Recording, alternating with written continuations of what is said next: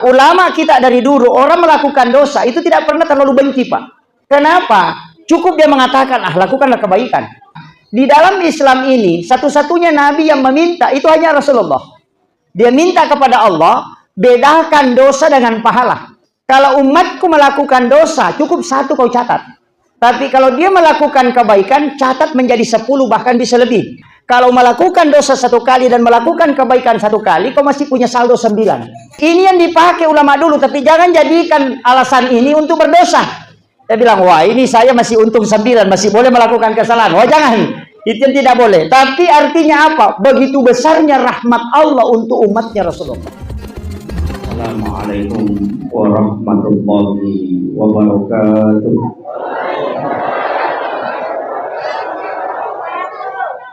Alhamdulillahirabbil alamin. Wassalatu wassalamu ala asyrafil anbiya'i wal mursalin. Sayyidina wa maulana wa habibina wa syafi'ina wa ala alihi wa ashabihi wa sahabatihi ajma'in. Allahumma salli ala sayyidina Muhammadin tibbil qulubi wa dawaiha wa afiyatil abdani wa shifaiha wa nuril absari wa diyaiha wa ala alihi wa sahbihi wa sallim.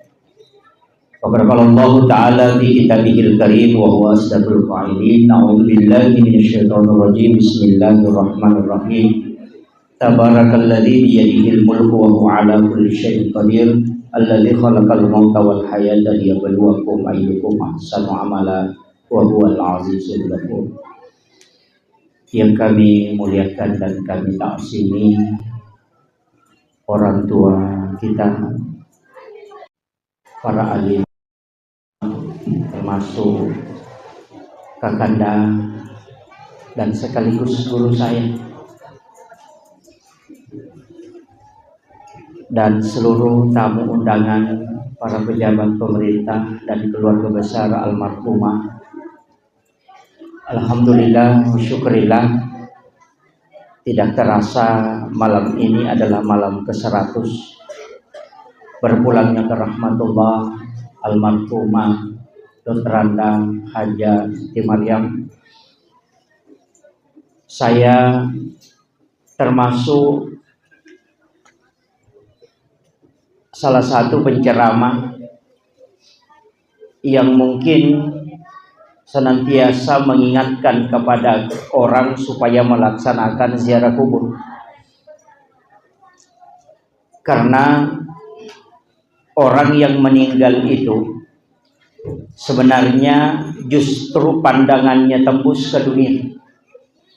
Makanya alam barzakh itu adalah alam di mana pandangan bisa melihat ke akhirat sekaligus bisa melihat ke dunia.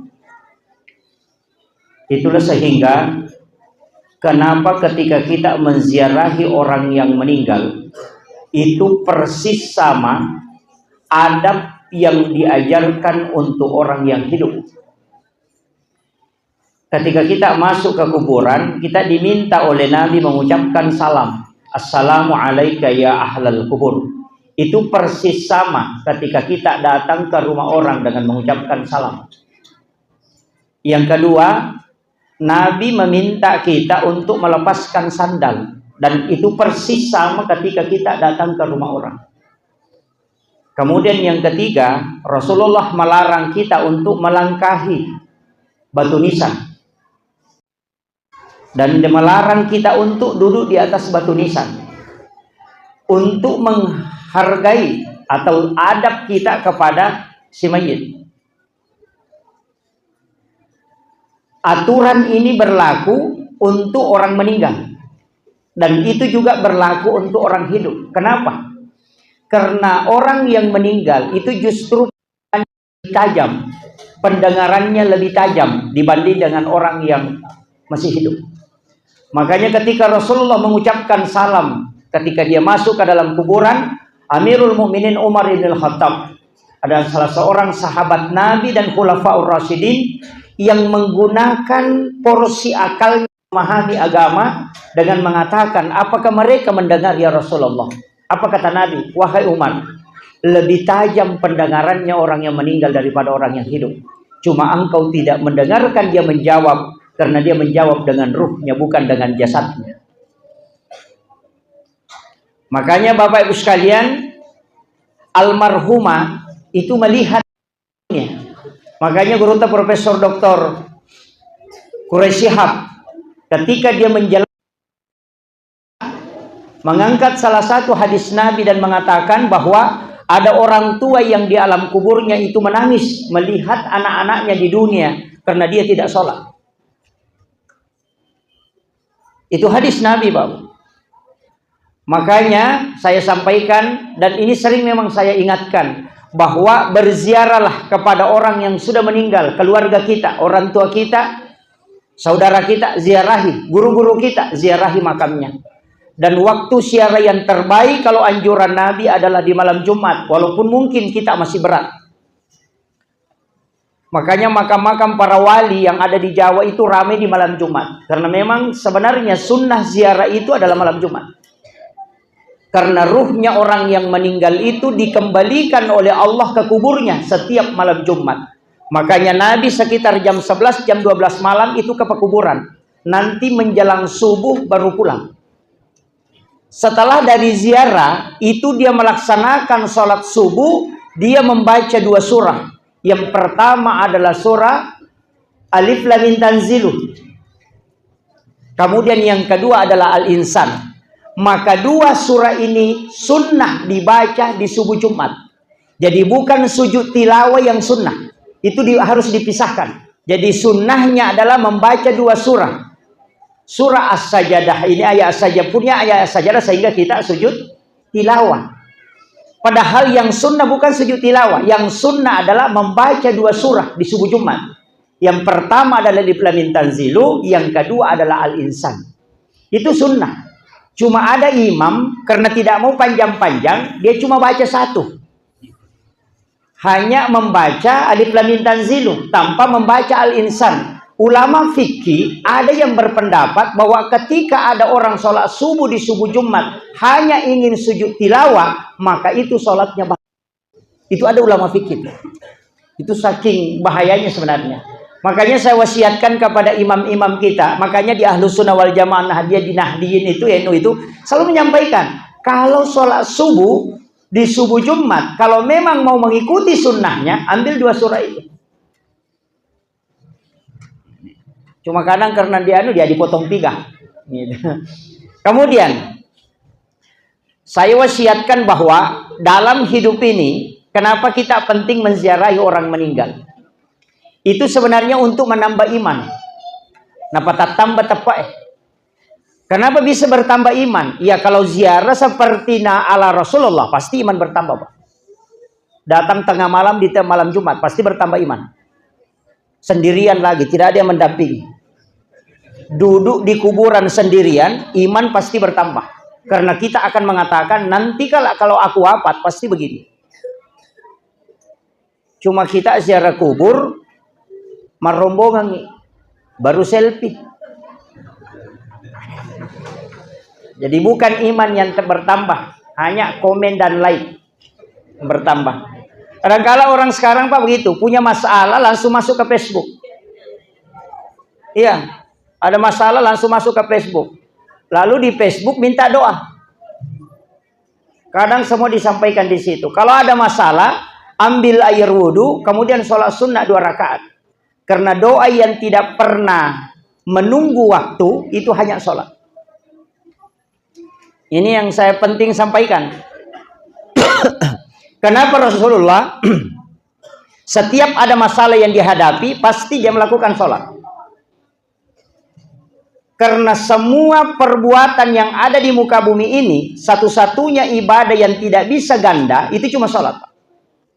Kalau orang puasa itu masih bisa nonton TV, puasanya tidak batal. Tapi kalau orang sholat nonton TV pasti batal. Orang haji Pak bisa menonton YouTube, bisa bicara. Tapi kalau orang sholat tidak mungkin. Dan satu-satunya ibadah yang menggabungkan 4 dimensi itu hanya sholat. Tidak mungkin bisa dikerjakan tanpa ada wudhu. Dan tidak mungkin bisa dikerjakan tanpa menghadap ke Baitullah. Dan tidak mungkin bisa dikerjakan tanpa menutup aurat. Itu kan salah kalau kita keluar dari situ. Makanya ibadah yang langsung kepada Allah dan tidak pakai perantara itu hanya sholat. Makanya kalau Bapak melakukan perjalanan, misalnya mau ke Jakarta, melaksanakan sholat, berdoa musafir, Bismillahi tawakkaltu 'alallahi la haula wala quwata illa billah. Kalau kita berangkat hari Senin, itu malaikat lapor hari Kamis. Berdoa hari Senin, itu hari Kamis baru dilapor. Tapi kalau Bapak Ibu sholat, pada saat dikerjakan, itu langsung sampai. Kenapa ada doa musafir, ada sholat sunnah musafir? Tidak cukup ke doa musafir. Karena kalau doa itu menunggu waktu. Tapi kalau sholat itu tidak menunggu. Maka semua masalah yang dihadapi, laksanakan sholat. Karena sholatlah yang tidak menunggu waktu. Tidak tertahan itu. Kan malaikat melapor hari Kamis. Toh? Makanya Nabi puasa di 2 hari itu, hari Senin. Sebagai tanda kesyukuran. Karena semua peristiwa yang Nabi bersyukur, pasti dia puasa. Makanya puasa Asyura itu puasa syukur. Karena Nabi diselamatkan oleh Allah. Nabi Musa diselamatkan oleh Allah, makanya Nabi berpuasa. Sebagai tanda kesyukuran. Nabi berpuasa hari Senin karena Nabi bersyukur hari Senin dia lahir. Jadi semua peristiwa yang disyukuri Rasulullah pasti puasa. Cuma kita umatnya, semua peristiwa yang kita syukuri, kita makan. Iya, kan begitu. Kalau syukuran kan makan, traktir orang. Makanya sebenarnya tanda kesyukuran itu puasa. Tapi itu salah satu. Tidak usah diprotes bilang, wah kalau begitu Pak Ustaz salah. Tidak salah. Karena orang yang bersyukur itu bisa dengan sedekah. Makanya mentraktir orang itu ya sedekah juga, Pak. Satu-satunya ibadah yang paling lama pahalanya itu sebenarnya kalau kita ambil dimensi cepatnya itu makanan. Karena 40 hari baru habis di dalam perutnya orang. Dikasih makan 1 kali itu 40 hari baru habis. Makanya kita sebenarnya di Ahlus Sunnah, setiap ada orang meninggal, kita bikin acara.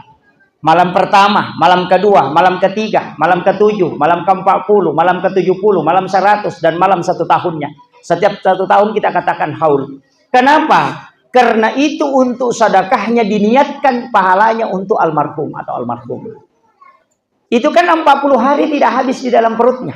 Dan setiap orang melaksanakan ibadah yang sudah diberikan makanan itu menjadi doa di sisi para malaikat. Makanya kalau mau cepatnya doanya mustajabah, sebenarnya sedekah makanan, Pak. Nanti orang yang mendoakan kita. Kalau kita panggil orang sholat, kalau selesai sholat, nanti sholat berikutnya baru harus kita panggil lagi. Tapi kalau makan hanya sekali itu 40 hari itu masih dapat. Makanya sedekah kalau mau ambil yang paling banyak, paling cepat, itu sebenarnya memberi makan. Makanya mentraktir orang itu Pak sunnah yang bagus. Tuh, dan pahala kalau orang mau dianggap baik, itu Pak rajin sedekah saja. Ya kongka parema 10 tahun mancaji parema, napa tuh 5 sedekah 5 ngaso pasti maka dia tahu kanja pada 10 tahun mancaji tahu kalasi. Iya. Makanya caleg itu Pak, biasa kalau mau pemilihan langsung bagi-bagi, langsung dianggap orang baik pada 5 tahun dia nangkan ubah. Iya. Itu tidak salah. Betul, Pak. Nah, sebab memang ya komeki yang nggak tahu makanja, oko pada tarupa tahu dan dia sempajang. Jarang orang yang rajin sholat dianggap orang baik. Tapi ya komeki langsung yang nggak tahu makanja, abas sakit. Ya itu. Ya nangka tahu mabassa, namo tahu kalasi ko mabassa ya satu tahu kanja. Iya, itu. Iya, betul, Pak. Kenapa? Kenapa? Karena memang begitu. Ina tu ampai tu mabassa ya Pak, na pujila ada tahu. Tapi si balikanna orang kikir itu dibenci betul. Onro de cecana te tahu seke, namo tahu seke cecatoy. Iya. Orang kikir saja tidak suka sama orang kikir. Tapi kalau kita ngaji tasawuf, Pak, sebenarnya kikir itu tidak ada. Dibuka di bab tasawuf itu tidak ada kikir. Kalau Bapak Ibu belajar tasawuf sampai 50 tahun belajar tasawuf itu tidak pernah menemukan bab itu bab kikir, tidak ada. Yang ada di dalam tasawuf itu bab tamak. Kikir tidak ada. Alasannya apa? Rezeki itu sudah dicukupkan dan dilebihkan. Tidak ada orang kurang rezekinya. Makanya dipakai bab tamak, bukan bab kikir. Karena sebenarnya tidak ada orang kikir. Yang ada itu orang tamak. Jadi aku nggak tahu maka nama sekeyanu iku magala milau. Ya, begitu. Iku nggak tahu maka nama kakak di bali bola aku. Iku itu magala milau pai mau sama seke. Ya. Kau selalu katakan ini kikir, padahal kau yang selalu minta. Coba anda usah minta, makanya tidak kikir. Itu makanya di dalam tasawuf itu tidak ada bab kikir, yang ada adalah bab tamak. Karena Allah sudah cukupkan rezeki kita, tidak usah minta. Itu yang anunya. Tapi itu sisi ekstrimnya. Kemudian saya kasih tahu begini, bahwa di dalam perjalanan kita ini Bapak Ibu sekalian, ada beberapa poin yang saya sudah sampaikan saat ceramah dulu di sini, tapi ada beberapa hal yang sangat titik beratkan. Dulu saya sudah kasih tahu pahala-pahala khusus. Dibicarakan tentang sholawat, saya ingin kasih tahu begini. Kenapa sholawat itu istimewa, Pak? Sebenarnya kan ada 3 ibadah itu yang istimewa betul. Yang pertama istighfar, itu istimewa. Kenapa? Karena pasti sampai kepada Allah. Karena istighfar itu tidak ada untuk yang lain, pasti Allah itu. Yang kedua sholawat, itu istimewa. Kenapa istimewa? Kita sering baca hadisnya, Pak. Penceramah sering sampaikan bahwa ketika Rasulullah mengatakan, ketika ada umatku bersalawat kepada aku, itu Allah mengutus 2 malaikat. Satu mengambil salawat itu untuk dia lapor, dan satu dia membawa ke kuburanku. Inilah keistimewaan salawat. Tidak ada ibadah yang itu terbagi 2 dan punya rekening 2 tempat, itu kecuali salawat. Ada rekening masuk ke Rasul, ada yang dilapor ke Allah. Yang dilapor ke Allah itu dibalas 10 dengan para malaikat. Yang dilapor kepada Rasulullah itu Rasulullah simpang. Dari situlah nanti kenapa ada syafaat. Karena Nabi akan membuka salawat kita ketika di yaumil mahsyar itu. Makanya satu-satunya ibadah yang memiliki 2 rekening, itu satu lari ke Nabi, satu dilapor ke Allah. Itu adalah salawat. Makanya ulama mengatakan seandainya zikirmu hanya salawat 24 jam, itu sudah cukup. Jadi ya salawat 2 nonrillah, cik dilapor ke Allah Ta'ala, dan itu dikali 10. Itu kan permintaannya Rasulullah. Makanya saya minta Pak, mengatakan begini. Kalau bapak ibu masuk neraka, itu celaka betul. Ya kotama kira naka, macilaka tongangi. Kenapa? Ulama kita dari dulu, orang melakukan dosa itu tidak pernah terlalu benci, Pak. Kenapa? Cukup dia mengatakan, lakukanlah kebaikan. Kenapa? Di dalam Islam ini, satu-satunya Nabi yang meminta, itu hanya Rasulullah. Dia minta kepada Allah, bedakan dosa dengan pahala. Kalau umatku melakukan dosa, cukup 1 kau catat. Tapi kalau dia melakukan kebaikan, catat menjadi 10, bahkan bisa lebih. Kenapa? Kalau melakukan dosa 1 kali dan melakukan kebaikan 1 kali, kau masih punya saldo 9. Coba. Kan begitu? Jadi ya kau maki buah kau dosa cidi, maki buah kau ibadah sidi, 10 palan kebaikannya, sidi dosana, keburukannya. Berarti kau dapat bonus 9.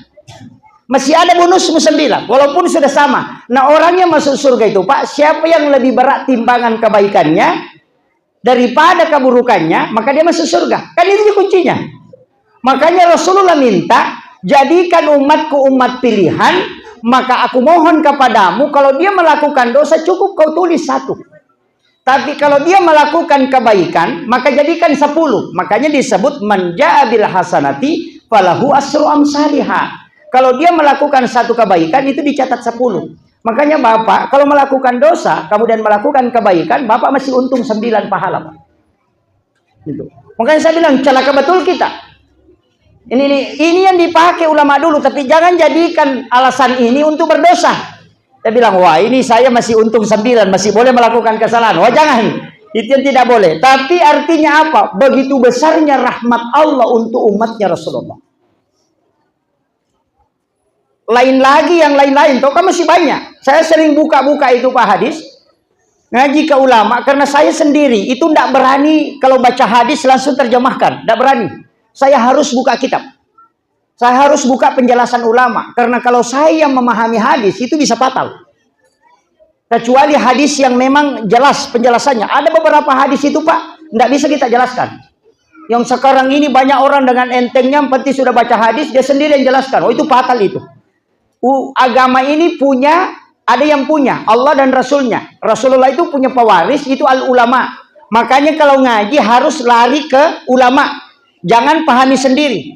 Kalau kapasitas kita bukan ulama, jangan coba-coba menafsirkan ayat dan hadis. Saya sampai hari ini Pak, kalau ceramah tidak pernah pakai pendapat saya, selalu saya pakai pendapat ulama. Saya masih Pendapatnya guru tak Kiai Abdul Rahman Ambodalle, pendapatnya guru tak Kiai Abdul Muin Yusuf, pendapatnya guru tak ini ke Imam Syafi'i, pendapatnya ini. Kenapa? Itu saya enak sekali Pak. Nanti kalau ditanya, saya tidak pusing.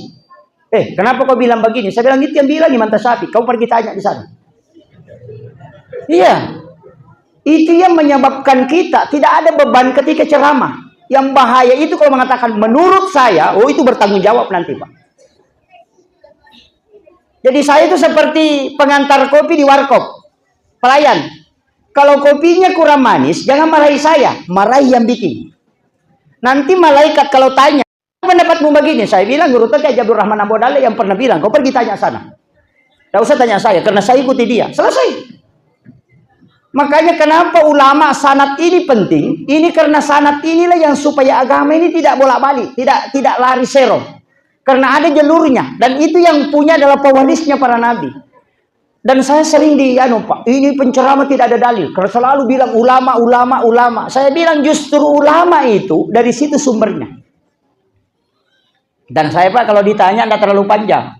Kenapa ikut guru Pak Sanusi Baco? Kenapa ikut guru Kiai Haji Maimun Subair? Kenapa ikut guru Saada? Kenapa ikut guru Kiai Abdul Muin Yusuf? Kenapa ikut Syafi'i? Kenapa ikut ini? Saya bilang, semua ulama yang saya ikuti ini kasat mata kita sudah lihat dia jadi wali.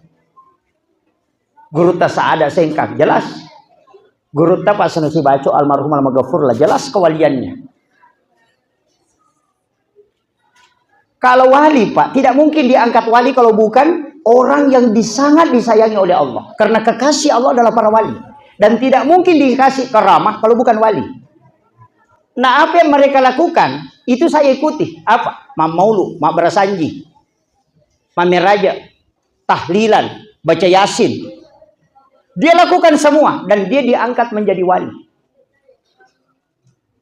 Coba balik pertanyaannya Pak. Semua yang melarang maulid, melarang Berasanji, melarang tahlilan, melarang orang yasinan, adakah ulama yang jadi wali? Kalau mengatakan tidak ada, kenapa mau diikuti? Sekarang ini kita sering disalahkan, sengaja orang berkumpul nyalahkan kita. Itu karena mencuci otak Pak. Anak-anak kita penting di kadar. Makanya saya bilang, di sini tempat ini jangan terputus mengajarkan amaliyah dan akidah Ahlus Sunnah wal Jamaah yang dijaga. Itu benteng kita. Kenapa? Karena sekarang orang mencuci otaknya orang-orang yang ada di luar itu untuk tidak percaya dengan apa yang dilakukan para ulama kita ini. Sama saya kasih contoh. Sama kalau ada orang bawa ayam Pak. Begini caranya mencuci otaknya orang. Bawa ayam ke pasar, ayamnya mau dijual, langsung dia simpan di pasar. Ada orang datang, dia bilang berapa harganya bebek tak? Nanti bilang bukan bebek, ayam. Pergi yang satu ini datang lagi satu, berapa bebek tak? Dia bilang bukan bebek, ayam. Pergi lagi, datang lagi satu, tanya lagi berapa harganya bebek tak? Bingung itu? Mungkin bebek betul ini. Saya ini mungkin bilang ayam. Nah sudah 3 orang tadi sudah bilang bebek. Bilang ayam, tidak keras nih suaranya itu. Datang lagi satu, berapa bebek tak? Bilang itu 20.000. Baru bilang berarti saya yang salah, ini berarti bebek memang ini. Padahal jelas-jelas dia bawa ayam. Beginilah akidah ulama kita dari dulu, jelas-jelas itu bersambung semua. Kenapa sepakat ulama semua ini tidak melarang maulid, tidak melarang Berasanji, tidak melarang haul, tidak melarang tahlilan. Justru memerintahkan. Tapi kenapa ada yang datang? Salah ini, salah ini, salah. Itu untuk membuat kita bimbang. Ketika banyak membaca mengatakan salah, ditinggalkan. Itu memang pekerjaannya. Makanya harus dibentengi Pak. Ya, ini saya harus kasih tahu. Makanya saya bersyukur kalau masih diamalkan itu. Jadi ini kan caranya mencuci otak. Anak-anak saja. Tidak usah jauh Pak. Ya kong kata Loki bolana. Teruntuk kada malah salah sakit jadi Twitter. Nah sahade medisi muka. Sehat-sehat. Ang kasih tahu boleh. Ay mawiya-wiya ki jadi malah salah sakit kapan. Apa nih tahu maka ada malah salah sakit masaman nih itu. Itu. Iya. Makanya kenapa pada saat ketemu orang disunnahkan untuk mendoakan kemudian memberikan pesan-pesan baik itu untuk mensupport. Makanya kau kata malah sama kedua ide insyaallah. Kemakuan itu biasa ini aja. Itu supaya termotivasi. Itu disunnahkan oleh Nabi. Aja tak ada makuan itu biasa telaba nih kumaki itu. Kan itu nih. Artinya dalam agama ini perlu itu.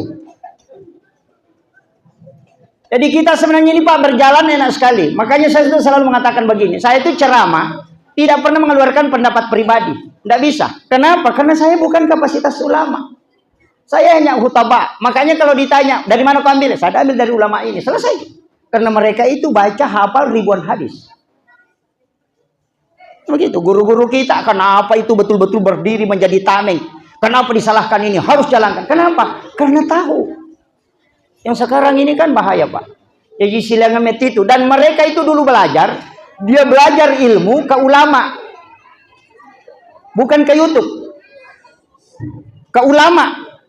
Ngaji dulu di hadapan ulama. Belajar di depan ulama. Itu ilmunya pindah. Adabnya masuk. Akhlaknya ketemu.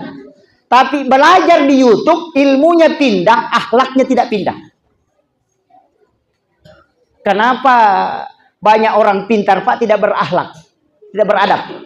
Itu gara-gara ngaji. Itu ongkang-ongkang kaki. Karena ngaji di YouTube itu, Pak, bisa tidak pakai celana. Tapi kalau ngaji di depan ulama, berani tidak pakai celana, kan? Iya, makanya saya bilang, kenapa ilmu yang diambil dengan duduk di hadapan ulama itu berkah? Karena itu dengan adab. Makanya muncul sekarang banyak orang pintar tidak beradab. Kenapa? Karena mereka belajar di YouTube. Ini yang harus dianukan. Kita kan duduk di depan ulama, itu tunduk betul itu. Mereka tidak yang belajar itu. Makanya adik-adikku jangan ambil saja ilmu dari YouTube. Duduk ngaji di depan ulama itu penting. Karena adabnya itu penting. Berkahnya. Kemudian. Perjalanan ini. Dari alam ruh ke alam rahim ke alam dunia. Dunia ini kan tidak lama. Makanya saya bilang. Kalau ada orang meninggal di umur 60-70, Pak, bersyukur. Iya. Kenapa bersyukur? Itu Nabi yang panggil, Pak. Rasulullah mengatakan likulli syai'in hasabi wa hasabi ummati baina sittina wa sab'in. Bahwa segala sesuatu itu ada batasannya. Umatku itu antara 60-70 tahun. Itu permintaannya Rasulullah. Makanya ketika ada di antara kita, keluarga kita meninggal di umur 60 ke atas, jangan tersedih. Kenapa? Itu Rasulullah yang memanggil. Memang Nabi yang panggil. Saya sudah sampaikan kemarin bahwa kenapa diminta itu Nabi tidak mau, Pak, kalau banyak dosanya umatnya.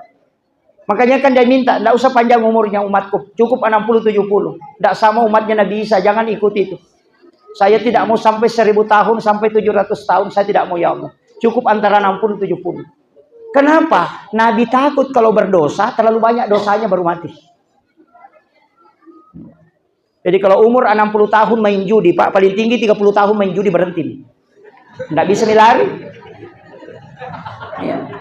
Kalau 1000 tahun, nah dia main judi itu sampai 900 tahun masih bisa main judi. Dari situ Rasulullah meminta pendekkan umurnya umatku. Sehingga ketika dia melakukan kesalahan, sedikit saja kesalahannya tidak lama kau hisab.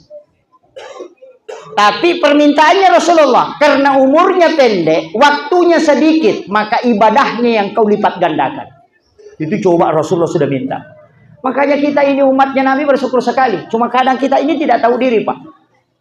Tidak tahu bahwa Nabi sudah kasih bonus-bonus itu tapi tidak diambil. Makanya saya bilang ambil itu bonusnya. Banyak sekali bonus. Makanya kitab catatan amal itu, Pak, bisa tercatat 10.000 tahun kita hidup. Padahal kita cuma hidup 60 tahun. Bisa. Jadi jangan biarkan kitab catatan amal itu tertulis hanya 60 tahun. Jangan. Biarkan dia tercatat sampai 10.000 tahun. Kenapa? Orang yang beribadah itu dicatat. Sama dengan ini, Pak. Siapa yang puasa, itu kan ada di kitab. Siapa yang puasa besok, kemudian lusa, kemudian dari Sabtu. Kamis, Jumat, Sabtu. 9, 10, dan 11 Muharram. Siapa yang puasa 3 hari itu, di dalam kitab itu mengatakan bahwa, ini penjelasan ulama di hikmah itu mengatakan siapa yang berpuasa pada 3 hari itu, maka sama dengan kalau dia beribadah selama 700 tahun. Kalau kita puasa hanya pada hari Asyura, itu menghapuskan dosa 1 tahun, Pak. Jadi dosa itu dihapuskan 1 tahun. Makanya ibadah itu kalau untuk umatnya Rasulullah pasti ada pelipatan. Ada bahkan ibadah itu 2 tahun puasa, padahal cuma 1 hari. Kenapa ada puasa Asyura, ada puasa Tasua? Itu kan untuk membedakan. Cuma sebenarnya yang kita dianjurkan itu ada 2. Berpuasa dan memberi makan. Karena dalam hadis yang sahih Rasulullah mengatakan siapa yang memberi makan kepada umatku di 10 Muharram, maka sama kalau dia memberi makan kepada seluruh umatku mulai dari yang awal sampai yang akhir. Makanya orang tua dulu suruh mapeca. Kan begitu. Apa dibikin, Bu, kalau 10 Muharram? Mak bubur. Agak bahasa Makassar roh, Makassarna? Itu JP Sura. Itu 7 macam toh. Padahal sebenarnya bukan perintahnya 7. Cuma kebetulan Nabi Nuh itu ketika perahunya sandar, maka semua binatang yang ikut di 10 Muharram, pas 10 Muharram kan, semua binatang dan umatnya yang ikut itu disuruh puasa. Karena kapan dia makan tidak cukup makanannya. Makanya disuruh puasa. Semua binatang, makanya binatang itu kan ada puasanya. Ayam itu kan puasa. Kapan? Ketika dia ngerami telurnya. Karena telur tidak akan bisa menetas sempurna kalau dia tidak puasa. Ular itu puasa 40 hari supaya kulitnya berganti. Untuk mengganti kulit, ular tidak harus tidak makan dan tidak minum itu selama 40 hari. Kita Pak puasa hanya sehari semalam itu sudah loyo. Ular itu 40 hari tidak makan, tidak minum, tidak apa-apa. Ayam juga begitu kan puasa. Semua binatang itu sebenarnya puasa Pak. Karena yang ikut di Nabi Nuh itu pasti puasa. Umatnya Nabi Nuh disuruh juga puasa. Karena tidak cukup makanan. Tapi dengan 7 makanan yang dia kasih naik di kapalnya, itu kan sudah habis. Tinggal sedikit semua dikumpul. Maka dia berdoa, ya Allah cukupkan. Itu kan ada di dalam Al-Quran itu salah satu doa yang dia berikan itu. Itu 3 lapas itu. Tapi saya tidak ajarkan. Kalau ini dibaca Pak, kalau menghidangkan makanan, biar 100 orang makan itu tidak habis. Tapi saya tidak ajarkan itu. Nanti jadi orang kikir itu. Tidak usah pakai. Nabi Nuh kan berdoa, cukupkan makanan ini. Kemudian Allah memerintahkan malaikat supaya memberitahu kepada Nabi Nuh mencampur 7 makanannya itu. Campur itu. Kemudian disuruh masak, memperbanyak airnya. Dari situlah sehingga menjadi bubur. Ada pahami? Apa ya kongka gaga inasu namega wena mancaji pecai. Tapi kenapa 7 macam? Karena memang jenis makanan yang dia bawa itu cuma 7. Itu bukan mengikut ke Rasulullah, tapi ikut ke Nabi Nuh. Cuma Rasulullah mewasiatkan makanan yang bercampur sampai 5 macam itu sudah ada racunnya. Tapi kita selalu bikin bubur 7 macam. Sebenarnya bukan perintahnya bikin bubur. Yang diperintahkan adalah memberi makan. Karena siapa yang bersedekah makanan sama dengan memberi makan semua umatku mulai yang pertama sampai yang terakhir. Di situ kuncinya.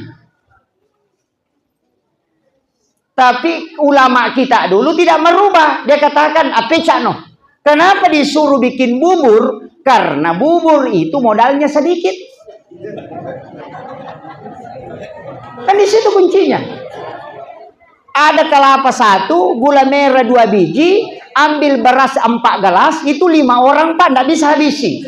Supaya dia bisa sedekah dengan modal yang sedikit, mulai yang miskin sampai yang kaya, semua bisa bersedekah di hari itu tidak dirubah. Itu caranya ulama kita dulu. Cuma anak belakangan muncul, baru ngaji 1 kitab, langsung bid'ah. Tidak tahu sejarah. Baru katakan tidak ada dalil. Ini kan muncul. Saya kemarin itu dikirimi 10 bid'ah di bulan Muharram. Saya bilang ini orang terbalik otaknya ini. Iya. Di kitab Iyana itu banyak itu. Iyanatul Talibin. Banyak itu. Amalan-amalan di situ. Dan itu kitab hikmah Pak. Bukan kitab fikih. Kitab hikmah itu kitab khusus. Kalau hikmah larangannya istilahnya pemali. Kalau fikih larangannya haram dan makruh. Jadi kalau orang bicara mengatakan pemali berarti bukan fikih, pasti hikmah itu. Jadi ilmu hikmah larangannya pemali. Kalau ilmu fikih larangannya perintah di situ kan wajib, haram, makruh, mubah dan sunnah. Itu ada 5. Kalau standar fikih, kalau standar ilmu hikmah pasti pemali. Makanya Bapak Ibu kalau ketemu dengan nasihat mengatakan pemali itu bukan ilmu fikih, itu pasti ilmu hikmah. Karena larangan dalam hikmah itu disebut pemali, bukan pakai haram. Ini yang harus saya luruskan. Makanya dia mengatakan pemali sandar di daun pintu. Pemali menggunakan pakaian yang sementara dipakai sebagai lap. Pemali menyapu di rumah di malam hari. Itu kenapa pakai pemali? Karena itu semua ilmu hikmah. Itu pamali, kalau kau kerjakan tidak berdosa, tapi ada dampaknya ke kehidupanmu. Nah, itu istilah pamali. Ini yang harus ditahu. Kenapa dilarang sandar di daun pintu? Karena itu menolak rezeki 40 hari. Orang yang sandar di daun pintu itu rezekinya tertahan 40 hari. Itu ada di kitabnya Imam Sarnuji. Menyapu di malam hari di rumah itu menolak rezeki, Pak. Menggunakan pakaian yang sementara dipakai sebagai lap itu menolak rezeki 40 hari.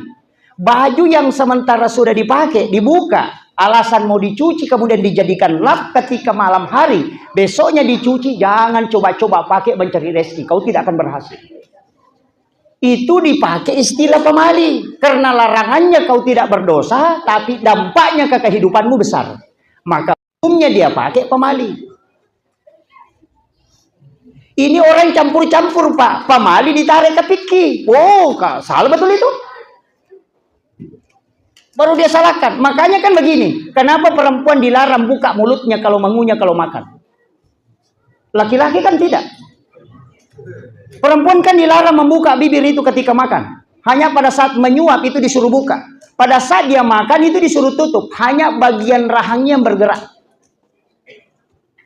Itu karena mempengaruhi dirinya. Kalau ada perempuan menutup bibirnya ketika dia mengunyah, itu suaminya pengantin baru setiap malam, Pak. Itu hikmahnya. Karena bibir atas itu konek dengan bawah. Itu sudah tahu. Kalau belum tahu itu, Pak, pusing betul itu. Iya. Makanya orang tua mengatakan pamali wanita makan itu bunyi. Kenapa kita dilarang melangkahi makanan? Karena ada itu, biasa makan, tangannya kayak eskavator.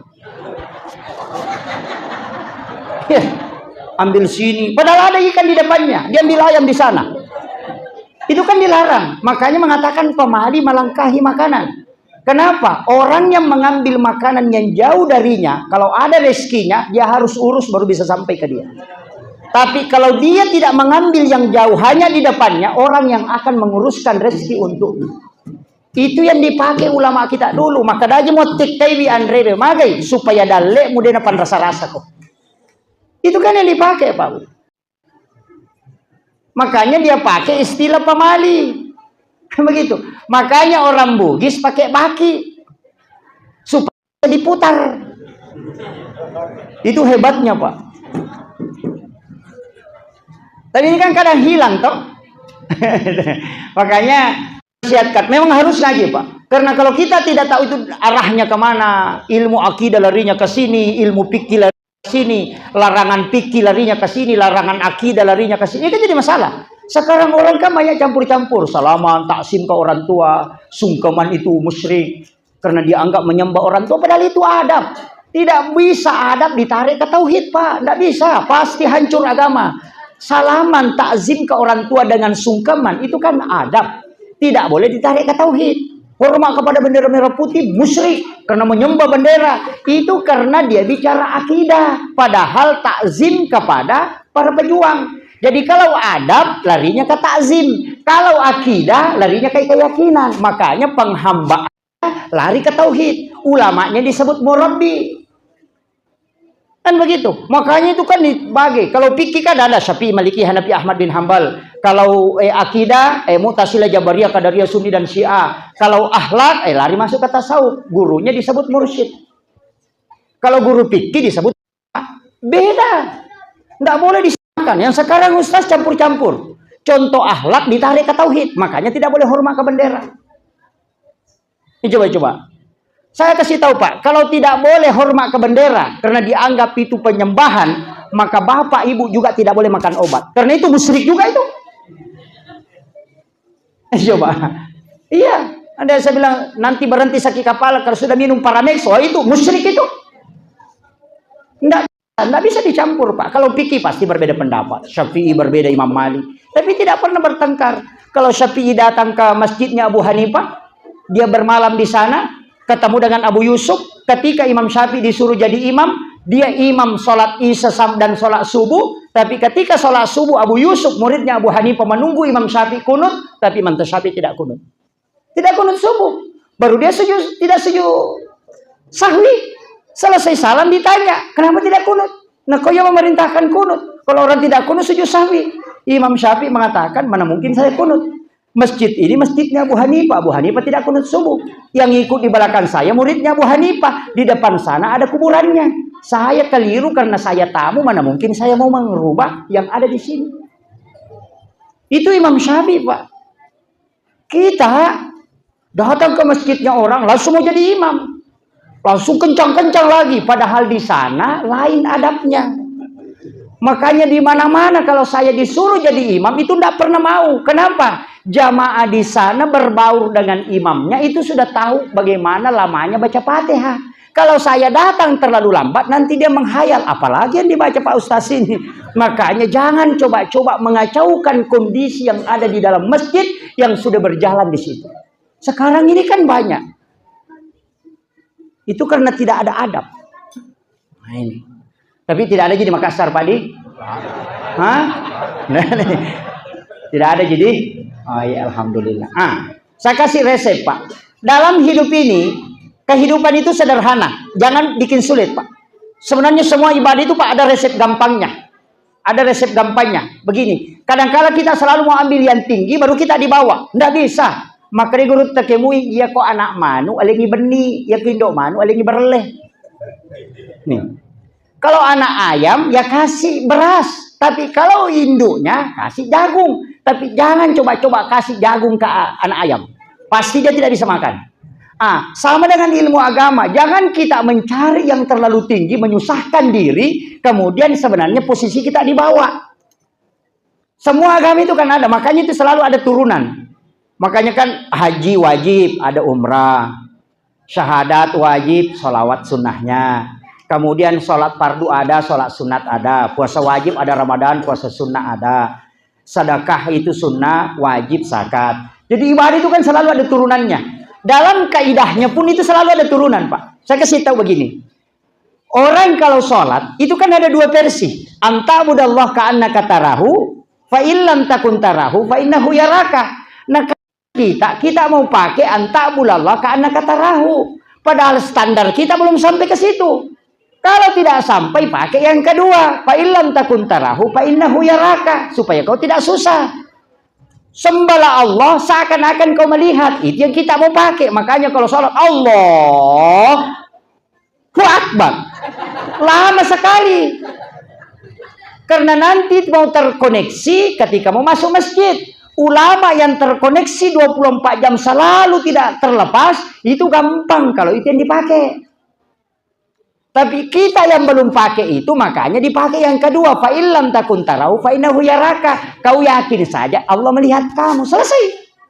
Allah lihat saya ruku, Allah lihat saya bangkit, Allah lihat saya sujud. Itu yang paling gampang, tidak capek-capek naik. Coba, mana kan begitu? Kadang-kadang kita sudah ngaji, nah ini Allah begini, baru stresnya karena itu yang dia mau pakai. Ulama kita dari dulu kan tanya, kau sudah kenal Allah? Oh, ini Allah banyak ada di atas. So, kalau ada di atas berarti kau yakin saja dia melihat kamu. Kan begitu. Kenapa ketika ada orang bertanya, fa'in Allah? Rasulullah mengatakan, wallahu alal arsis istawa. Belum keluar dari pintu masjid, datang lagi, fa'in Allah ya Rasul. Apa kata Nabi? Wallahu akrabu min hablil warid. Allah itu lebih dekat daripada urat lehermu. Dua pertanyaan sama, tapi jawabannya beda. Kenapa? Karena satu ahli fikih, satu ahli tasawuf. Yang ahli tasawuf dikasih tahu wallahu akrabu min hablil warid karena dia sudah terkoneksi. Yang kedua, yang pertama bertanya fa'ina Allah disebut wallahu alal arsis istawa. Allah itu ada di atas karena kalau dibilang lebih dekat dari dalam dia bilang wah Allah ini banyak. Nah, begitu. Saya kemarin sempat diprotes itu, Pak, ketika saya mengatakan biarkan nurnya yang masuk. Karena ada tempat dia bisa tempati di situ, nurnya masuk ke situ. Yang dia tidak ciptakan pada manusia tapi dia hembuskan wa nafakhtu fihi mir ruh. Itu tidak diciptakan, Pak. Ruh itu tidak diciptakan, tapi dia dihembuskan, bukan khalaqah. Makanya di situ bisa kita terkoneksi. Karena di situ bisa terkoneksi, maka biarkan dia terkoneksi di situ. Wah, ibu-ibu, bapak-bapak, kalau mau tahu koneksinya itu kan paling gampang. Yang paling mudah itu mengkoneksikan, yakin melihat kita. Itu aja. Coba. Makanya takwa itu bukan, Pak, bukan takwa itu bahwa selalu mengingat Allah, tidak. Tapi takwa adalah selalu merasa diawasi oleh Allah. Itulah takwa. Karena kalau mau ingat, oh pasti lepas. Kau ingat ini muncul lagi, ingat ini muncul lagi. Tidak mungkin, pasti bolak-balik. Tapi kalau kau yakin dia melihat, pasti gampang Pak. Dia lihat saya ruku, dia lihat saya sujud, dia lihat sholat, selesai. Enak sekali itu. Daripada yang naik, Allah Akbar. Wah, pasti lari juga itu. Itu kan gampangnya istilahnya, ada standar di bawah, ada standar maksimal. Kalau Bapak Ibu sudah sholat mengatakan, woi denang kawak guru ya Pak Ustaz, saya tidak pernah belajar sholat Pak Ustaz, sedikit saja aku hafal, gampang. Yang penting mau sholat hafal 5. Yang pertama Allahu Akbar, yang kedua hafal Fatihah, yang ketiga hafal syahadat, yang keempat hafal sholawat, yang kelima hafal salam. Kalau sudah hafal ini sholat makin. Karena itu yang wajib bacaan Allahu Akbar, takbiratul ihram. Fatihah yang kedua wajib. Bacaan surah kan sunnah, doa iftitah sunnah, bacaan ruku sunnah. Yang wajib itu cuma rukunya. Bangkit dari ruku itu wajib, bacaannya sunnah. Sujud wajib, bacaannya sunnah. Duduk di antara dua sujud, bacaannya sunnah. Yang duduknya itu wajib, sujud kedua wajib, bacaannya sunnah. Tahiyat yang wajib dalam tahiyat itu tahiyat awal sampai salawat. Yang wajib secara adalah syahadat dan salawat. Salam ke kanan itu wajib, salam ke kiri itu sunnah. Kalau Bapak tidak hafal yang lain, cukup hafal yang 5. Allahu Akbar, baca Fatihah, kemudian ruku. Apa dibaca kalau ruku? Tidak usah ada dibaca. Yang penting sholat Pak. Karena gerakannya yang wajib, bacaannya sunnah. Kan begitu. Tahiyat syahadat dengan sholawat, kemudian salam ke kanan. Makanya ikut jadi makmum. Itu yang paling enak. Kalau sholat sendiri Pak, bebannya berat. Karena kita ditanya sendiri. Tapi kalau berjamaah, walaupun nanti ada pertanyaan sendiri, tapi bisa mengikut. Makanya dikatakan sholat jamaah lebih afdal daripada sholat sendiri. Kalau ada senter, Pak, 20 baterainya sama satu, mana yang terang? Pastian 20. Kalau senter satu baterainya mati, tidak mungkin menyala. Tapi kalau 20 baterainya ada mati, kasih simpan di tengah, masih menyala itu. Makanya kau ke Pak berjamaah gimpe, aci pirap bawah nih. Kan begitu. Itu resepnya sebenarnya agama. Kalau kau tidak mampu sempurna sebenarnya, lari ke sini supaya kau bisa ikut sama-sama. Nah begitu. Makanya saf yang paling bagus itu di belakang imam. Kenapa? Tidak terganggu. Kemudian yang depan itu paling bagus sebelah kanan. Ashabul yamin itu didoakan malaikat. Tapi tidak bisa dipakai itu Pak. Bahwa semua yang bayar sebelah kanan, nanti kiri kosong. Atau diakali, imamnya dibawa ke suduk. Supaya semua orang sebelah kanan. Makanya ilmu mustahab tidak boleh masuk dalam ilmu hukum fikih. Karena dia masuk dalam keutamaan. Itu kan ilmu agama begitu Pak. Kadang orang bilang, oh, ini yang paling utama. Sehingga semua yang di sini disalahkan. Oh itu jadi masalah.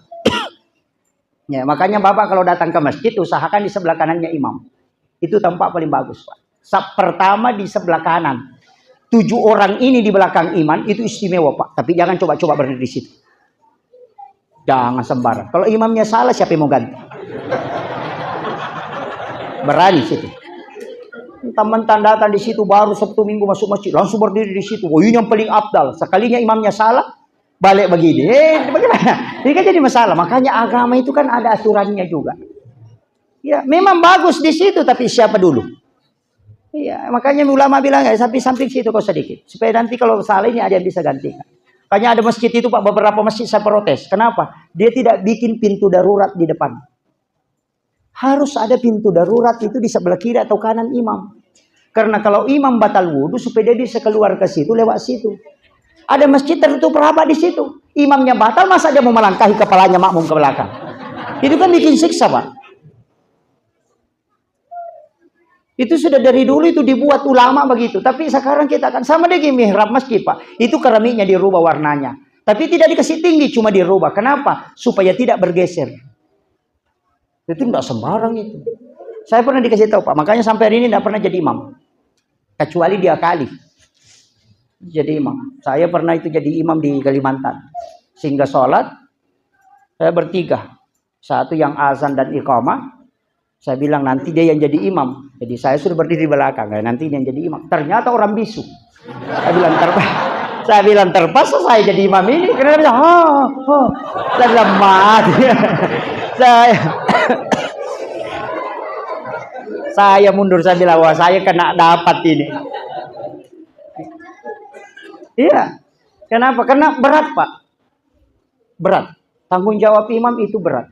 Gak sembarang. Tapi saya kasih tahu anak-anakku di sini yang siapa tahu ada yang hafal Quran, mau jadi imam, saya kasih tahu kuncinya jangan lewat pintu makmum. Seakan lewat pintu depan itu jalurnya imam. Imam khusus itu kita tidak pernah lihat dia lewat pintu makmum. Kalau itu dia sudah punya khususnya. Kenapa? Imam yang tidak lewat pintu makmum itu pasti hafalannya kuat. Dan hampir dipastikan tidak akan salah bacanya. Yang kedua, imam itu jangan sholat sunat di masjid. Suruh sholat sunat di rumahnya. Rumahnya imam itu adalah rumahnya Nabi. Rumahnya Nabi itu pasti yang sebelah kanan masjid itu. Atau sebelah kiri. Jadi dia masuk ke situ, sholat sunat simpel sajadah di situ. 3 tahun saja dia istiqomah sholat sunat di situ, dia tidak akan meninggal kecuali dia mimpi ketemu Nabi. Itu kuncinya. Itu jalur khusus kalau mau ketemu Rasulullah, suruh lakukan itu. Cuma kadang ada imam itu sholat sunat di masjid. Masuk sholat sunat. Situ di dalam. Mestinya imam itu nanti iqamat orang baru masuk. Setelah doa bersama dia kembali masuk ke situ sholat sunat. Dia akan ditemui oleh Rasulullah. Itu ulama kita sudah lakukan, makanya dia tahu. Yang ketiga, jangan coba-coba bicara di atas sajadah tempatnya itu. Mihrabnya. Jangan coba-coba ucapkan lapas-lapas kalimat dunia di situ. Supaya doanya mustajabah. Ini yang sekarang imam muda, Pak, main Facebook di tempatnya. Yang bahaya. Makanya saya sering tegur itu, Pak, hei jangan. Bisa kau bergeser, jangan di situ di tempat. Itu saking memuliakannya tempat itu. Karena satu-satunya tempat itu yang bukan disebut masjid, itu mihrab, Pak. Fataqabbalaha rabbuha biqabulin hasanin wa ambataha nabatan hasanan wa kaffalaha Zakaria. Kullama dakhala 'alaiha Zakaria al-mihrab wajada indaha rizqan. Qala ya Maryam anna laki hadza. Kan di situ. Wa min indillah innallaha yarzuqu man yasha bighairi hisab. Hunalika da'a Zakaria rabbah. Makanya orang yang tidak punya keturunan, istrinya sudah menopause, dia sudah tua, sudah tidak ada. Kalau orang Pak sudah menopause, dokter pasti mengatakan tidak mungkin melahirkan. Tapi kenapa Nabi Zakaria bisa melahirkan anak dari istri yang menopause? Itu karena memohon di mihrab. Makanya ulama mengatakan sesuatu yang mustahil ketika kau minta di mihrab itu tidak mustahil. Makanya Rasulullah ketika Isra Mi'raj menemui 2 nabi yang unik itu. Nabi Isa dengan Nabi Yahya. Nabi Yahya lahir dari wanita menopause. Nabi Isa lahir tanpa bapak. Itu 2 hikmah itu, Pak. Tapi saya tidak jelaskan itu. Kalau di situ ilmunya luar biasa, Pak. Kalau orang kaji itu dalam sekali itu. Sama dengan Nabi Ibrahim. Banyak orang tidak tahu kenapa Nabi Ibrahim itu dibakar. Padahal dia seorang nabi. Kenapa dia dibakar? Itu Allah ingin perlihatkan bahwa api pun tidak akan membakar tubuhnya Ibrahim. Kalau kau bisa ikuti apa yang dilakukan Ibrahim. Ini yang dipakai. Di sini kan ada penjual ya. Ada penjual, Pak. Sini. Banyak. Nabi Ibrahim itu, Pak, tidak makan makanannya kecuali dia sedekahkan. Jadi kalau sudah dihidangkan makanan oleh istrinya, dia keluar jalan cari fakir miskin, baru dia panggil ke rumahnya, baru dia suapi, baru dia makan. Makanya disebut Khalilullah. Apa yang terjadi? Ketika ada makanan tidak dimakan kecuali disedekahkan lebih dulu, maka ketika dia dibakar, itu api tidak membakar Ibrahim. Padahal bukan terhindar, tetap masuk ke dalam api selama 40 hari. 10 Muharram itu kan keluar. 40 hari di dalam api tidak bisa menghanguskan tubuhnya Ibrahim. Kenapa? Karena sifat membakarnya yang dicabut. Bukan api yang dipadamkan, Pak. Sangat mudah Allah mematikan api, tapi Allah ingin perlihatkan bahwa api itu pun tidak berani membakar tubuh yang bersih makanan masuk ke dalamnya. Itu di dunia saja, apalagi di akhirat. Dan itu kuncinya. Makanya yang suka makan haram-haram sedikit ini, ya itu kan api-api kecil itu, Pak. Itu kan aja itu. Iya. Makanya kalau mau terhindar dari api neraka kan itu. Kullu lahmin nabati min hanarin min pannaru auladin. Kan itu. Setiap daging yang termasuk dalam makanan yang haram, maka api neraka yang akan membersihkan. Kan itu sih kuncinya. Makanya dari situ kuncinya. Dari sinilah ilmu orang tua dulu ada istilahnya mula balu. Kan ada tuh? Ada orang mungkin istilah mula balu tuh? Agak semula balu, Bu. Pembeli pertama uangnya irakotai baru simpan. Oh, salah memang ini. Dari situlah pakai istilah mula balu. Yang dimaksud mula balu, ketika pertama kau menjual, jangan kau ambil langsung itu. Sisakan sebagian untuk kau sedekahkan, supaya kau tidak akan terbakar tempatmu dan usahamu tidak akan macet. Itulah ya mula balu. Yo pwede rako ota ini taro. Napa maka ada mula balu? Salah memang nih. Ini bahayanya kalau tidak tahu ilmu, Pak. Diikuti ji, mula balu, diikuti. Tapi dia napahangi ke dipakiro. Maka orang yang melakukan itu setiap pembeli pertama dia sedekahkan, namona tunu api tawulun rona de tonan re api. Itu kuncinya, Pak. Dan itu ilmu, maka ada pandita aja mau pakai Pak donga salama, ya banna tu mujamah. Cuma sakama kadang kama tuh jewa guri Pak Ustaz mula balu, nanre mati api, nan mau taruh nih. Kan begitu, ini yang tidak ditahu kita. Kemudian apalagi dibikin orang 10 Muharram, Bu? Mali pasero. Patapi. Mali baki. Saya pernah baca di buku kecil itu, tapi buku itu saya tidak beli. Itu saya dulu dapat di Kuitan, penjual buku bekas itu. Saya menyesal juga tidak beli, karena ada beberapa yang tanyakan, mana buku itu? Saya bilang tidak tahu. Itu hasil penjelasan ulama, Pak. Ada beberapa buku itu buku kecil, hanya 42 halaman kalau tidak salah. Saya baca itu, saya kaget, Pak. Itu ulama yang tulis. Orang tua dulu itu kalau 10 Muharram, apa yang dia beli? Patapi, pasero, kemudian saji, agapi, pasering. Kenapa dia beli? Ini tidak pakai hadis, ini masuk ke ilmu hikmah, Pak. Orang cari hadisnya tidak ketemu. Kenapa disuruh itu? Itu penyapu pasering, itu nasuruh mali pasariko 10 Muharram, itu dia simpan di dekat pintu. Dia tidak pakai itu, dia pakai masering. Dia tidak pernah pakai menyapu itu, dia simpan, dia gantung itu. Tapi setiap mau tidur, dia ambil sapu itu, dia balik, kasih di atas hijaunya. Kalau sapu hijau, kalau lidi di pengloyase pasari didina. Nah paling yawa. Kenapa? Nanti subuh, bangun subuh dia gantung lagi. Mau tidur dia simpan lagi. Ternyata di ilmu hikmah itu ditemukan. Orang yang beli sapu itu di 10 Muharram, kalau dia balik simpan di pintu, kalau ada pencuri, baru di tangga itu orang sudah bangun di atas, Pak. Itu ilmunya. Kemudian, timba itu pun tidak dipakai. Dia simpan di dekat tempat airnya, dia gantung. Tapi kalau dia mau tidur, dia ambil timba itu, dia masukkan di tempat airnya, baru dia tutup. Nanti kalau pagi dia gantung lagi, supaya tidak rusak, dipakai 1 tahun. Kenapa? Sebenarnya orang yang merendam timba itu di 10 Muharram itu tidak akan kena santet. Satu rumah itu tidak kena. Itu penangkal, tidak pakai baca-baca, Pak.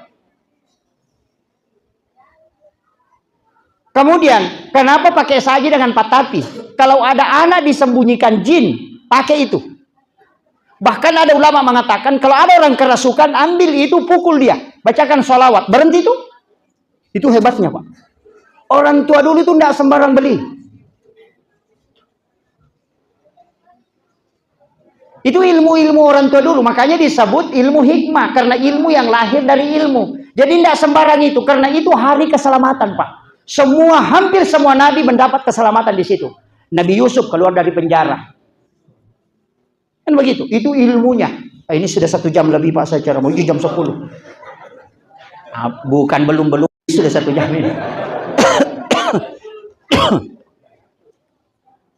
Saya baru tiba ini dari Kalimantan, Pak. Saya dari haul 3 tahunnya Haji Saraping almarhum di Samarinda, yang punya kapal Prince Soya itu. Jadi saya kasih tahu begini, bahwa dalam Islam ini begitu luas kajian ilmu, Pak. Jadi makanya kita ini jangan mudah menyalahkan. Orang tua dulu itu pintar sekali ilmunya. Ada satu ilmu itu yang saya pernah salahkan sampai berbolak-balik. Tapi Allah membukakan saya, kenapa saya bisa temukan dasarnya. Ini di kitab Tabaqatus Syadilatul Kubra. Saya bisa dapat itu. Oh, ternyata ini, makanya saya lakukan kembali. Apa? Cermin di bawah ayunan itu. Ketika ada anak kecil diayunkan, biasa dikasih cermin. Atau pisau yang mengkilat. Itu dulu itu saya sampai marah-marah. Ini cermin disimpan di bawah, siapa yang mau pakai? Dia mengatakan itu penangkal. Apa penangkalnya di bawah? Ternyata itu ada Pak dianunya. ilmu jin itu ditemukan ulama bahwa cicak itu memang kan ada jin namanya Ummi Sibyan, itu yang bisa membunuh janin dalam kandungan. Makanya Nabi mengatakan siapa yang membunuh cicak dengan 1 kali memukul itu kan 150 hasanah. Kalau 2 kali baru mati itu tinggal 100. Kenapa berkurang? Karena dibolehkan membunuh tapi dilarang menyiksa. Kenapa? Karena di dalam cicak itu ada jin namanya Ummi Sibyan. Jin perempuan itu yang rambutnya panjang dan bisa membunuh janin dalam kandungan. Bahkan yang membuat tubuh anak bayi itu biru-biru, itu sebenarnya Ummi Sibyan. Makanya cermin itu adalah salah satu penangkal yang paling bagus. Ketika ada cicak terpantul dengan cermin, pasti jinnya keluar. Itu ilmunya itu, Pak. Makanya dia simpan cermin. Saya salahkan itu lama, Pak. Nanti ku tahu baru bilang, oh ya, mimpi kembali. Baru kan aku tahu. Makanya saya bilang ilmu orang tua dulu itu karena belajar sama wali. Kita kan tidak belajar.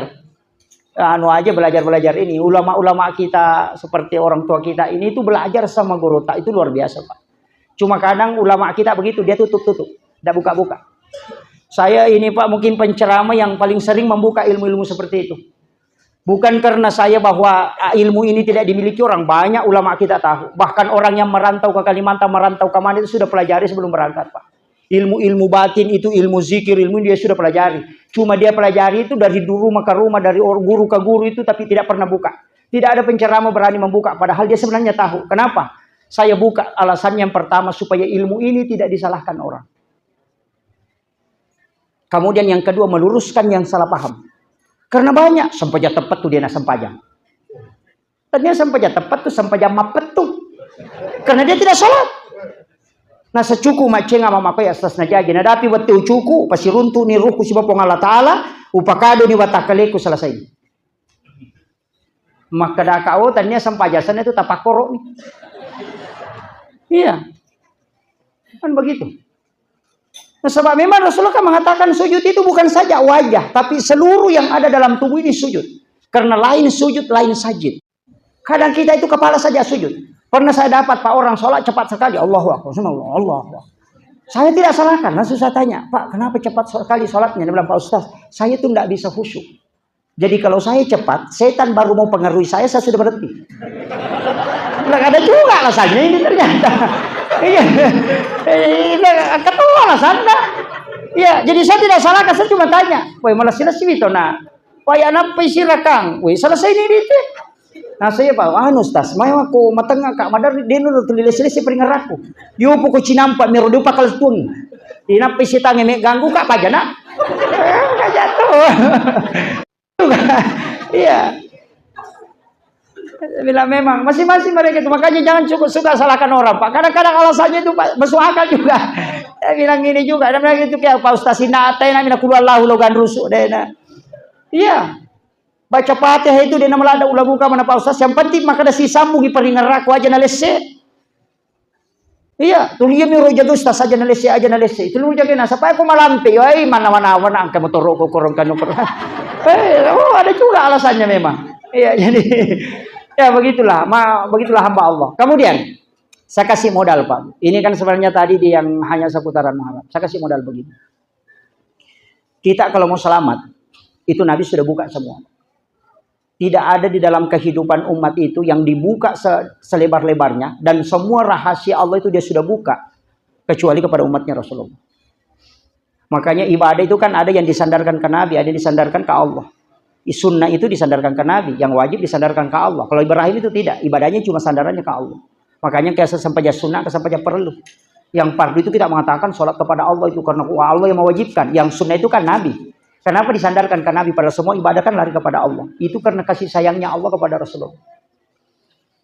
Makanya kita itu Pak, saya mengatakan pakai jalur itu. Di mana kita mau takut? Di mana kira-kira? Menjelang kematian takut? Jangan. Nabi itu sudah mengajarkan doa. Allahumma hawwin fi sakaratil maut. Baca saja itu Pak. Baca itu Nabi sudah buka. Yang kedua, di alam kubur kita takut. Kenapa takut? Nah Nabi sudah ajarkan. Itu doa alam kubur itu kan ada. Doa alam kubur. Kalau tidak bisa baca doanya pakai surahnya. Suratul Mulk. Orang yang baca suratul Mulk setiap malam itu jasadnya tidak rusak dimakan tanah. Itu dijaga betul itu. Dan itu adalah perisai dari asap kubur.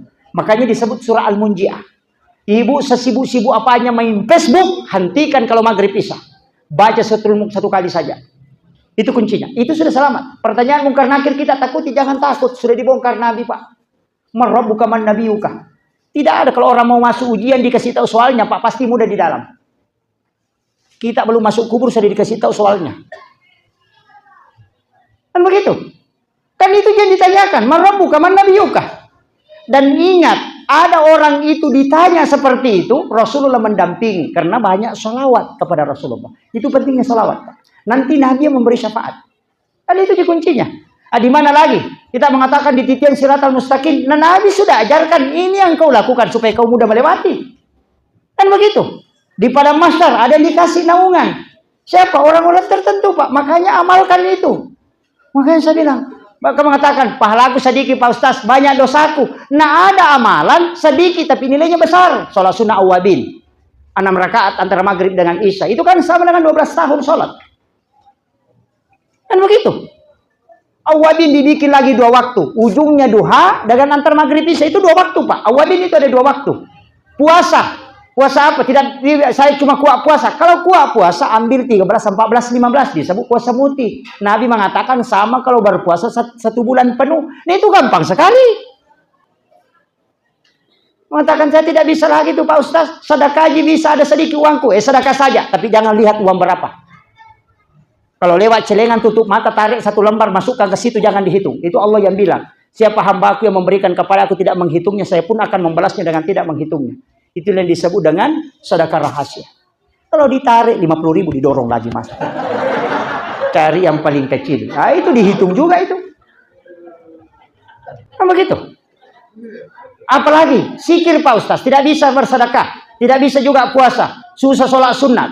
Apalagi berzikir saja. Ada zikir yang paling berat timbangannya. Subhanallah bihamdi ada halki wa ridha nafsi wa sinata arsi wa midada kalimat. Itu saja dibaca 3 kali. Nabi mengatakan setengah hari orang zikir ditimbang 10 kali lipat. Itu masih lebih besar pahalanya, lebih berat dibanding dengan kau baca 3 kali. Tapi merjing. Mana lagi, Pak? Kemudian tidak bisa melakukan apa-apa Ustaz. Tidak bisa ini, tidak bisa zikir karena sibuk dia kagak bisa baca. Istighfar banita salawat. Ya kau dia mau patulai ya ropakannya kibannya tita. Ya kau dia mau patulai ya roja mana tak buat dosa. Saking mudahnya. Makanya ini yang saya kasih tahu. Kalau masih tidak bisa, satu kuncinya. Doakan orang-orang alim. Doakan para ulama, doakan para wali. Insya Allah dia akan tarik kita. Itu aja, Pak. Jadi ini tuh kami makun rokok degaga tuh. Pemakrak macila katong kota makiranaka. Apalagi kalau sudah hadir begini, Pak. Oh, sudah. Ini majelis yang didoakan para malaikat. Makanan kalau tasokosuna matinro, taruh ni matinro. Ya, kalau yang tidur itu kan malaikat protes itu kepada Allah. Ya Allah, itu hambamu yang kumpul di majelis, dia tertidur. Allah mengatakan, dia bersama orang-orang yang aku rahmati. Makanya aku rahmati dia. Makanya ulama kalau ceramah ada orang tidur, dia bilang jangan bangunkan. Kalau bisa kau kasih bantal dia. Karena satu-satunya ibadah perbuatan yang tidak berdosa itu cuma tidur, Pak. Iya. Orang tidur itu tidak mungkin berdosa. Makanya an-naumu tarkul haram. Makanya orang Indonesia itu ulamanya selalu bilang, tidurnya orang berpuasa ibadah. Karena dia bilang, kalau dia tidak tidur banyak dosanya. Kalau dia tidur tidak berdosa. Makanya ada orang sudah sholat subuh langsung tidur. Jam 5:30 baru bangun. Setengah jam di puasa. Tidak banyak dosanya. Makanya an-naumu tarkul haram tuh. Makanya tidak kena haram. Makanya ulama kita mengatakan untung dia tidur di tengah orang baik. Kalau dia tidur di tengah penjudi, kan begitu. Makanya ulama dulu itu kasih sayangnya luar biasa. Nah kita ini Pak sedikit-sedikit baru orang baca 10 pakai tasbih bid'ah, neraka. Wih, masa orang baca subhanallah masuk neraka? Baca tahlil dikatakan bid'ah, masuk neraka. Orang kafir 100 tahun baca la ilaha illallah masuk Islam. Tapi masa orang Islam baca la ilaha illallah 100 kali, kalau ada orang meninggal dibilang kafir. Tidak masuk akal itu, Pak.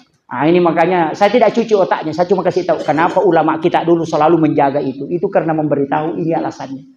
Saya kira ini yang penting saya sampaikan, tinggal Bapak nanti pilih. Mau ikut yang mana? Yang jelas ulamanya jadi wali atau baru cari-cari tempat. Silakan. Nah, itu saya, makanya saya kasih tahu memang. Makanya guru kita doakan beliau, orang tua kita, panjangkan umurnya oleh Allah. Termasuk adalah kekasih-kekasih Allah. Beliau kita bersyukur. Kita bersyukur di tengah-tengah kita ada orang yang diutus oleh Allah untuk di tempat ini. Dan itu tidak sembarang. Jaga beliau, doakan beliau, sering bersilaturahmi, minta nasihatnya. Selama masih ada orang-orang seperti beliau ini di tempat ini, insya Allah kita akan terjaga. Itu yang banyak orang mau cabut Pak sekarang. Hanya saya wasiatkan, jaga tempat ini penuh berkah. Di sini tempat orang belajar agama, ini penuh berkah. Selalu dijaga oleh para malaikat-malaikat Allah. Itu penting. Dan ini adalah tolak bala. Di mana tempat ada orang mempelajari Al-Quran, maka itu malaikat bersab tempat ini. Seandainya bukan karena ada tempat begini Pak, sudah kacau di tempat. Kenapa? Penduduknya padat sekali. Stres orang kalau masuk. Iya. Tapi karena rahmat Allah masih menjaga tempat ini, karena ditempati untuk seperti hal ini, itu masih dijaga. Itu Pak kepala korangi atau mak guru agama Pak, simak na kampung. Simak na kampung. Jangan hilangkan. Itu wasiat saya. Jangan, kalau saya Pak, tidak usah terlalu dihargai apa. Saya datang hanya kayak begini, satu kali saja, 5 bulan, 6 bulan. Ulama-ulama kita yang di sini kita harus jaga. Guru-guru kita yang di sini yang harus kita jaga.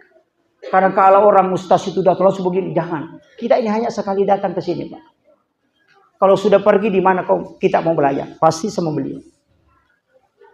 Kalau kita mau belajar sama saya, tidak bisa. Jauh tinggal di sana.